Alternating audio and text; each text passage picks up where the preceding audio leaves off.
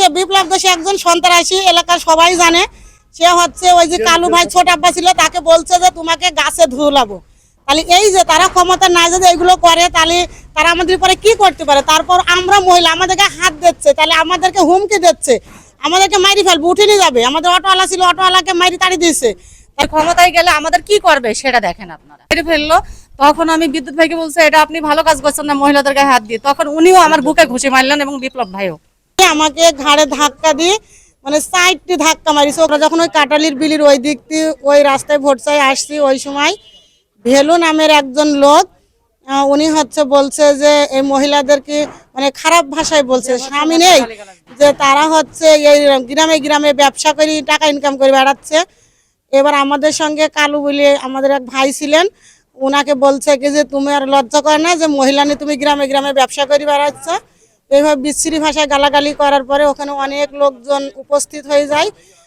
তখন সবার উপস্থিতিতে যাই হোক ওই লোকটা চলে যায়। যাওয়ার পরে বিপ্লবকে আবার ডেকে না ফোন করে বিপ্লবকে ডেকে নিয়ে আসে। ফোন করে ডেকে নিয়ে আসার পরে বিপ্লব সেই সময় কোনো কথা বলেনি। মানে ভেলু আর কালু নাকি দুই ভাই, ওরা দুইজনা জ্ঞানজাম করার পরেই একটু পরেই আবার হচ্ছে ওই মানে ভেলু বিপ্লবের গাড়ি চলে গেল। আমরা এবার ফের আমাদের মানে ভোটের কার্যক্রম শুরু করেছি, আবার ভোট চাই বেড়াচ্ছি। এর মধ্যে দেখছি যে কয়রাডাঙ্গা প্রাইমারি স্কুলের সামনে বিপ্লব হচ্ছে মানে 7-8টা মোটরসাইকেল নিয়ে যাক 12-14 জন লোক মানে সেখানে ছিল হচ্ছে ভেলু ছিল, বিদ্যুৎ ছিল, বিপ্লব ছিল, আরও অনেক মানে লোক, আমি তো তাদের নাম জানি না। এবার হচ্ছে তারা এই মানে জ্ঞানজাম। তারপর কালুর ছোট আব্বা ছিল, ওনাকে বলছে তোমাকে মাইরি গাছে ঝুলি রাখবো, তুমি কবে জামাতের পক্ষে কথা বলা ধরেছে, এই বিরাট জ্ঞানজাম। আমি আবার হচ্ছে 2টা ছবি নিয়েছি, যে প্রমাণটা দেখাবো যে কিরা কিরা ছিল, আমি তো নাম জানি না। এইবার বিপ্লব আইসি আমাকে ঘাড়ে ধাক্কা দিয়ে মানে সাইডটি ধাক্কা মারিছে। ওখানে যে জল আছে, দোকানপাট আছে, ধাক্কা দিয়ে ফেলে আমার উন্না খুলে নিচে স্কাপ মারা ছিল, স্কাপ খুলে দিয়ে আমাকে বেজ্জতি করেছে। এবং আমার হচ্ছে শুধু ফোন কাড়ি নেবে যে তুই ফোনে ছবি তুললি কেন, ফোনটা দে। এবার আমি হচ্ছে ফোনটা আমার আরেকদিন বোনের হাতে, আমার ছোট যার হাতে দিয়ে দেওয়ার পরে তাদের একই কথা যে হচ্ছে তারপরে আমাকে মারিছে। আমার পাশে আমার রত্নাপা ছিল, ওনার বুকে 2টা কিল মারিছে। তারপরে শাহানাজ আপা, আমার মুসলিমা আপা, নুরুন নাহার আপা, মানে আমাদের সবাইকে এক কথায় মেরেছে।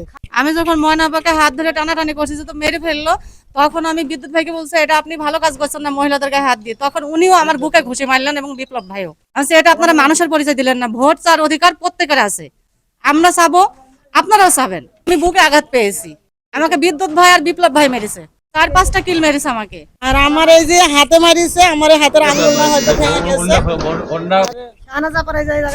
আমার এই যে হাতের কাছে কেলি গিয়েছে।